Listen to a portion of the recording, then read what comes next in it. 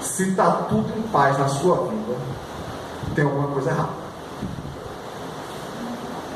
Comece a se analisar. Se você não tem ninguém falando mal de você,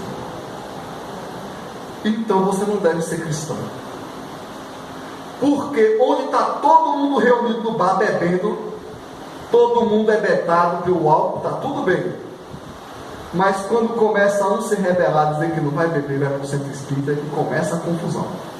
Então, quem não tem confusão em casa é porque não deve estar executando, não deve ser da nova geração, deve ser da antiga.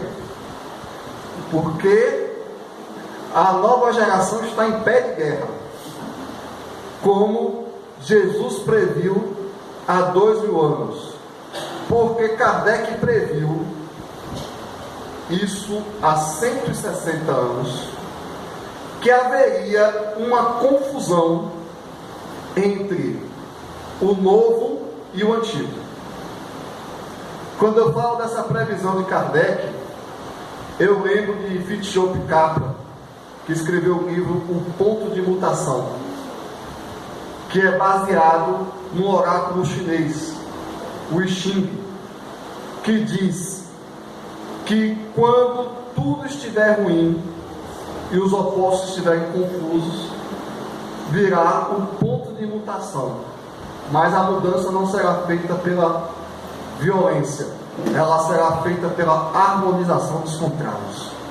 Eu estou falando de um livro escrito na década de 70, porque nós espíritas não somos proprietários da verdade. Então todo mundo que tem percepção espiritual percebe que está acontecendo uma mudança, está acontecendo uma transição civilizacional. Citando Herculano Pires, essa transição, uma das marcas dessa transição é a agonia das religiões. A moral ocidental, a moral cristã ocidental, perdeu seu poder moralizador sobre os homens, porque ela está baseada em mitos da antiguidade, pregados para jovens que já nascem usando o WhatsApp. E o procedimento religioso do Ocidente se tornou um baú de hipocrisias. Foram os cristãos que promoveram 8 cruzadas e 2 guerras mundiais. Então, na perda do poder moralizador da civilização judaico-cristã, patriarcal, das nossas instituições jurídicas, políticas e religiosas, a nova geração que está reencarnando cada vez mais,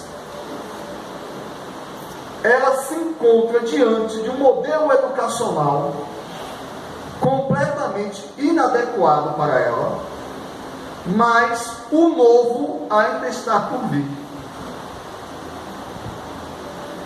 Então, o mundo está tomado por espíritos que estão se sentindo peixes fora d'água. O mundo que está aí não serve para eles. Eles não nasceram para esse mundo. Eles anseiam por novos mundos. A mente deles deseja outra coisa. Mas essa outra coisa que pode apoiá-los, que pode ampará-los, ainda não existe. Porque a antiga civilização, nos seus últimos vagidos, ela resiste a um novo modelo espírito centrado. Kardec previu que em meio a essa nova geração iria acontecer um número espantoso de suicídios.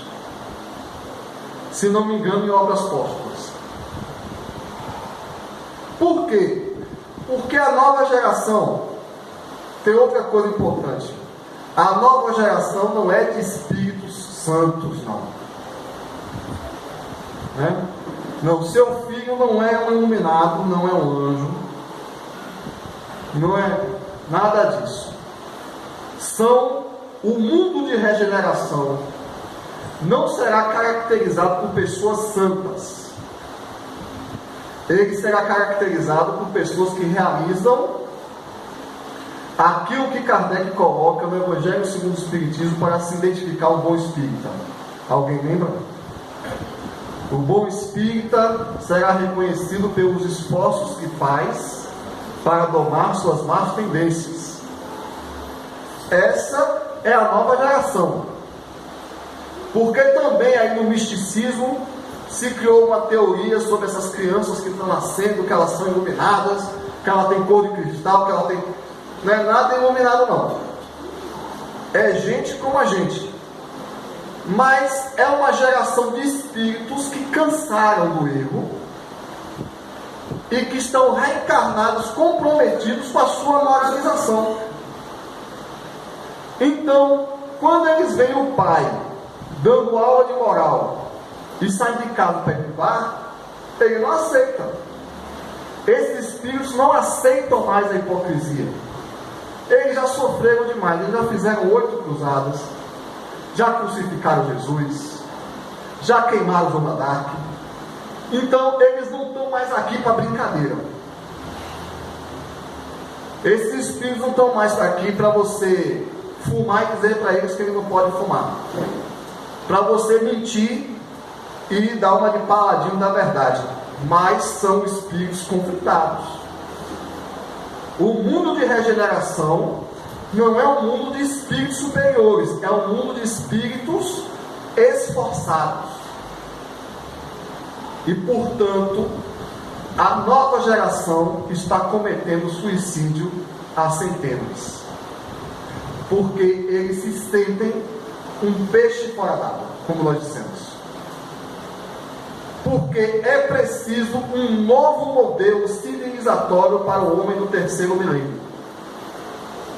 O modelo civilizatório que nós adotamos até hoje, ele esgotou o seu potencial criativo.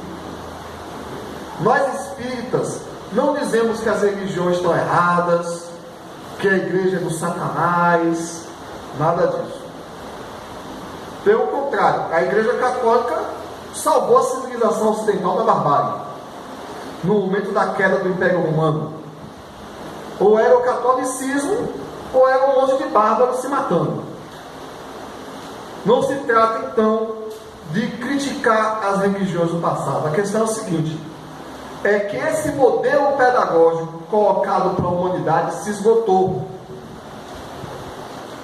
O modelo pedagógico baseado em pastor e ovelha. Naquele modelo em que você tem um líder religioso que vai te guiar espiritualmente. Como dizia Paulo, quando nós éramos crianças, nós vimos como crianças, nós enxergávamos como crianças. Quando nós somos adultos, nós vemos como adulto, enxergamos como adulto. Não se pode aplicar a adultos a mesma pedagogia das crianças. A humanidade chegou à sua maioridade intelecto-moral. Na época de Jesus, talvez 1% das pessoas soubessem ler e escrever. Hoje, a leitura e a escrita está universalizada. E ainda você escreve no Google e acha de tudo. Do que presta e do que não presta também. Está tudo lá. Então, se a gente virar para uma criança e disser: olha, o sol é o deus Apolo, como diziam os romanos antigos. A lua é feita de algodão. Aí vai o pisteado no Google: lua feita de rocha semelhante à terra. Ah, não é de algodão não. Ó mãe, não tem São Jorge na lua não. Aquilo são as crateras quando caem os asteroides, viu? Duvida? Então, essa é a humanidade do terceiro milênio. Então, o modelo pedagógico espiritual de terceirização da sua responsabilidade espiritual através de líderes religiosos que devem te guiar e salvar sua alma, não funciona mais. O homem quer acreditar, mas não consegue. Quantas pessoas no mundo, sobretudo nos países mais desenvolvidos, eles dizem: eu queria acreditar em Deus, eu queria acreditar na igreja, eu queria ir na missa, mas eu não consigo. Não dá mais para acreditar que o vinho é o sangue de Cristo. O homem tem dentro de si a presciência de Deus. O homem tem dentro de si a presciência da vida espiritual. Mas quando ele procura as religiões, tudo que ele ouve são dogmas, recriminações, hipocrisia, cegos guiando cegos. Em contraposição a esse modelo antigo, nós, espíritas e espíritos de outros movimentos religiosos, propomos o modelo construtivista. De agora em diante, o homem é senhor do seu destino. Ele constrói a sua vida e ele encontra a verdade. Kardec pergunta aos espíritos no Livro dos Espíritos: onde está escrita a lei de Deus? E os espíritos respondem: na consciência. Então, meu irmão, vá buscar, porque ninguém pode entrar na sua consciência.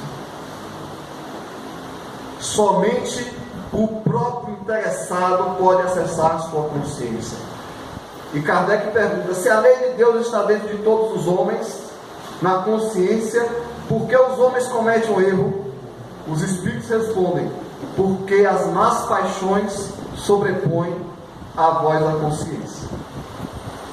Então, os espíritos, através do Livro dos Espíritos, propõem uma nova função para a religião e um novo caminho de educação religiosa. Vejam o cerne da pedagogia espírita. A lei de Deus está escrita na consciência. O homem, para entender a Deus, só precisa consultar a sua consciência. Mas a voz da sua consciência é encoberta pelas suas más paixões, pelas suas imperfeições morais. Portanto, de agora em diante, qual será o principal trabalho do homem religioso na Terra? O principal trabalho do homem religioso é sanar, eliminar a sua imperfeição moral, os seus vícios e as suas más paixões que o impedem de ver o Deus que está dentro de si. Voltamos a Kardec. Pelo que se identifica o verdadeiro espírita? Pelos esforços que faz para domar suas más tendências. Então, segundo o Espiritismo, qual é o maior trabalho de um homem de fé, de um ser humano religioso? Não são as orações, não é acender vela, não é vir para o centro espírita, não é dar passe, não é cesta básica, não é rezar ajoelhado, não é fazer promessa. O principal trabalho religioso do ser humano do terceiro milênio é sanar as suas imperfeições morais. Porque quando o homem tiver sanado a sua imperfeição moral, ele vai ver Deus. No Livro dos Espíritos: pode o homem ver Deus? Os Espíritos respondem: não, é uma faculdade que lhes falta, porque os homens são muito materializados. Esse é o termo que os Espíritos usam. Vejam que na concepção espírita, a principal tarefa da religião é a purificação do homem. Em 1869, na Revista Espírita, depois de todo um amadurecimento, porque o Espiritismo construiu Kardec. Kardec construiu o Espiritismo e o Espiritismo construiu Kardec. No início da sua carreira espírita, ele publicou o que é o Espiritismo e declarou: o Espiritismo é a ciência que estuda a origem, a natureza dos espíritos e suas relações com os homens. Mas já no final da sua vida, em 1869, ele escreve um artigo: é o Espiritismo uma religião? E ele diz: o Espiritismo é uma religião no sentido filosófico do termo, de religar o homem a Deus. Então, qual é o principal ofício religioso do homem do terceiro milênio? O que é que vai mudar a Terra? São aqueles que estão ocupados em combater as suas más tendências. É o principal trabalho do espírita. O que somos nós se nós não conseguimos enxergar a Deus? Somos cegos guiando cegos. Kardec esclarece no Evangelho segundo o Espiritismo que frequentemente homens com pós-doutorado, não é esse termo que ele usa, homens letrados, sábios da academia, é esse termo que ele usa, não conseguem entender Espiritismo. Mas jovens, adolescentes, conseguem entender com galhardia. E Kardec explica: eles conseguem entender por causa do desenvolvimento do senso moral. E o desenvolvimento do senso moral, que Daniel Goleman chama de inteligência emocional, só se realiza limpando as impurezas emocionais, as impurezas morais.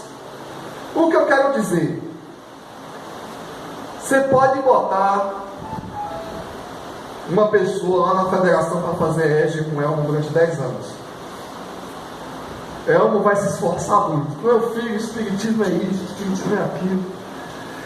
Mas se a pessoa não limpar as suas imperfeições morais, ela não vai entender e vai voltar na próxima encarnação espírita de novo para dar trabalho novamente. Porque o entendimento do Espiritismo exige o desenvolvimento do senso moral. Eu vou dar um exemplo: a reencarnação. Muita gente acha a reencarnação um absurdo, porque quando a gente fala reencarnação, eles entendem assim: quer dizer que eu sou a encarnação de outra pessoa no passado. Não é? Já ouviram isso? Que absurdo! Eu sou a encarnação de outra pessoa? É outra pessoa que está no meu corpo? Eu sou a encarnação. Sabe por quê? Existe um pressuposto filosófico básico nesse raciocínio. É o sentimento de que a pessoa é o corpo. É uma identificação da pessoa com o seu corpo. Então, se havia um corpo no passado, magro, e hoje há um corpo gordo, então é outra pessoa.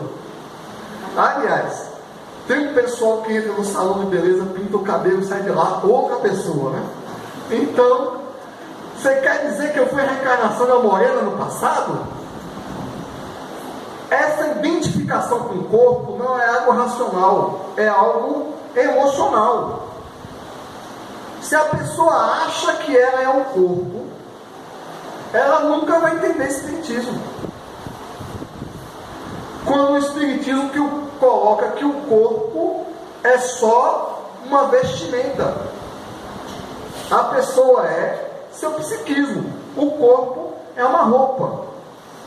Se a pessoa acha que é um corpo, acredita que é um corpo, e está morrendo de medo de ir para o cemitério, vai ficar difícil entender Espiritismo. Por mais que você pegue lá no EJA, lá na federação, e explique: não, meu filho, reencarnação, não aceito, porque não pode ser que tenha outra pessoa dentro de mim. É o que Kardec chamava de desenvolvimento do senso moral. Você pode ler o Evangelho segundo o Espiritismo uma vez por ano, todo ano. Mas, se não houver uma purificação, esse é o termo que os Espíritos usam. Se não houver um desenvolvimento moral, você não entende. E aí, a gente vê umas cenas nos centros espíritas que uma amiga minha disse que estão lendo o Evangelho de cabeça para baixo.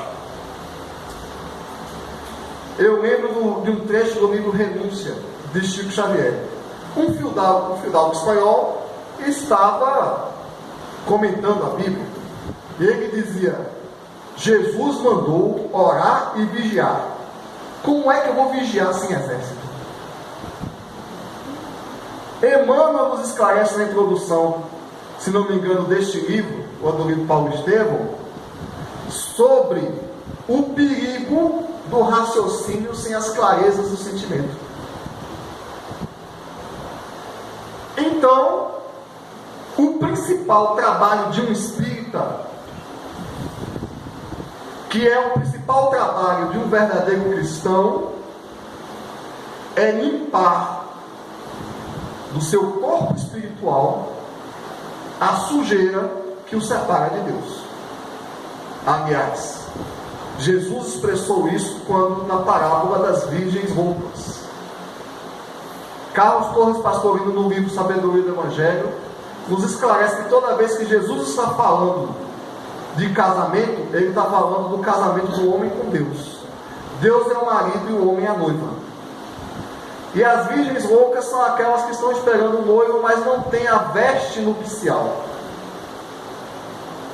E o que é a veste nupcial? É o corpo de luz, é o perispírito puro, é o perispírito limpo. Impossível entendimento, estudo e prática espírita sem uma limpeza do corpo espiritual. O que transfere o entendimento da prática religiosa para outro patamar, que é o patamar necessário para a civilização do terceiro milênio, que é esse novo modelo pedagógico construtivista. Antigamente, nós queríamos encontrar a Deus através das ofertas, das rezas e do ritual. Hoje nós sabemos que o caminho de encontrar a Deus é através das famílias, com os filhos mal criados, o marido impaciente e a sogra, não vou nem comentar. Este é o caminho para encontrar a Deus. Porque se você frequentar turma de estudo de centro espírita todo dia, mas não tiver os seus problemas familiares devastando a sua imperfeição espiritual com uma lixa que está lixando uma obra de arte, você não vai entender espiritismo. Muita gente acha que a sabedoria espírita a gente adquire quando lê, quando na verdade a sabedoria espírita a gente adquire quando tem que ter paciência com alguém no nosso lado. Porque somente esse processo de pureza vai fazer com que a gente enxergue a voz da nossa consciência. É esse modelo religioso que precisa ser proposto para as crianças hoje. Jesus disse há 2000 anos que nós somos a luz do mundo. Não são os líderes religiosos, não são as catedrais, não são os livros religiosos, não são os rituais, não é nenhum ofício que se realize no centro espírita, na igreja, no terreiro, onde quer que seja. A luz do mundo é o homem. A luz do mundo é o ser humano. A luz do mundo são as pessoas. Quando Jesus disse: vós sois a luz do mundo, na frente dele estavam prostitutas, soldados, políticos, tinha até um senador romano presente. Nós temos testemunho ocular disso através de Emmanuel. Estava lá Pedro, que ia negar ele 3 vezes. Estava lá Judas, que ele já sabia que ia trair. Tomé, que só acredita vendo. Jesus olhou para esse povo todo e disse: vocês são a luz do mundo. Vocês são o sal da terra. O que o Espiritismo vem explicar é: nós somos, o ser humano é a luz do mundo. E a principal tarefa do homem é se purificar para que a sua luz se revele. E é essa a nossa tarefa enquanto educadores das crianças hoje. É dizer: meu filho, você é a luz do mundo. Você sabe o que é certo e o que é errado. Eu estou aqui só me dando uma lembrança através do exemplo, mas vou te ajudar te levando para praticar a caridade. Ah, meu pai, porque dia das crianças eu quero um tênis novo. Vamos pegar o dinheiro do tênis novo, que custa um salário mínimo. Tem tênis que custa um salário mínimo, e vamos comprar 10 tênis para as crianças pobres e vai comigo distribuir. Assim você está educando seu filho. Porque em contato com crianças que não têm o que ele tem, ele vai desenvolver o senso moral. No Evangelho segundo o Espiritismo, no capítulo sobre a beneficência, tinha um trecho da mulher que levava, a mulher rica, que levava a filha dela para fazer a caridade. Porque ela estava desenvolvendo o senso moral da filha. Mas tem outro jeito de desenvolver o senso moral de uma criança. É pelo exemplo. Todo pai gostaria de ter um bom salário para matricular o filho numa boa escola e dar uma boa educação para o filho. Mas a melhor educação que você pode dar ao seu filho é na sua forma de agir quando você fica desempregado. É ali que você vai educar seu filho. Meu pai está desempregado e agora? Está brigando com minha mãe, está xingando todo mundo, está me batendo, está desesperado, dizendo que Deus não existe. A gente quer ter boas condições materiais para educar os filhos. Mas a melhor forma de educar uma criança é na aprovação, é no testemunho, é na hora que a gente perde, é na hora que a gente está doente, é nessa hora que nós educamos nossas crianças, não na hora que nós damos presentes para ela, nem na hora que a gente faz o evangelho e diz: meu filho, você tem que ser assim, assim, assim, né? Ajuda um pouquinho. Eu lembro de um amigo que toda vez que o filho dele fazia uma malcriação, ele mandava copiar a mensagem o homem de bem 10 vezes. Imagine aí. Mas mais importante do que isso foi interessante. Hoje o filho dele está fazendo palestra no Centro Espírita sobre o homem de bem. Mas mais importante do que isso é o pai dele ser um homem de bem, porque este é o problema da nova geração. A nova geração não aceita teorias, não aceita dogmatismos, não aceita autoridade que não esteja embasada na moral. As crianças que estão nascendo hoje, elas só aceitam a autoridade moral. Se você não tiver autoridade moral e vier com o chinelo para cima dela, ela prefere apanhar do que dar o braço a torcer. Vocês já viram isso? As crianças de hoje só aprendem por autoridade moral. Ou você tem moral para educar seu filho, ou acabou. Ele vai procurar alguém que tenha. E tomara a Deus que ele ache em algum parente, em algum exemplo na comunidade, quem tem autoridade moral para educá-lo. Mas a moralização do homem não se dá do dia para a noite. Nós todos somos espíritos em processo de construção. Hoje, nós espíritas, assim como líderes religiosos de outras religiões, também estão despertando para essa realidade. Até no meio católico, no meio evangélico, está tudo mudando, as religiões estão mudando, as pessoas estão mudando. Está havendo um entendimento que o modelo evolutivo para o homem do terceiro milênio é um modelo baseado na responsabilidade pessoal do seu encontro íntimo com Deus. Por isso, Santo Agostinho, na comunicação dada no Livro dos Espíritos, nos ensina: faça como eu fazia quando estava na terra. Chegue no final do dia e analise todos os atos. Se eu fiz todo o bem que eu podia, se eu evitei todo o mal que eu podia.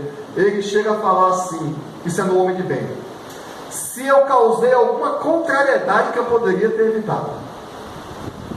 O processo religioso do homem no mundo de regeneração, do espírito do terceiro milênio, é esse processo constante de autoanálise, de busca de si mesmo, de autodesenvolvimento. Ninguém está aqui para ser santo. Se nós fôssemos santos, nós não precisaríamos de espiritismo. Aliás, se você se acha regenerado porque é espírita, a tarefa acabou. O interessante do espírita é que ele descubra e encare frente a frente a sua miséria interior. Porque só assim nós podemos encontrar a Deus. Não tem outro caminho.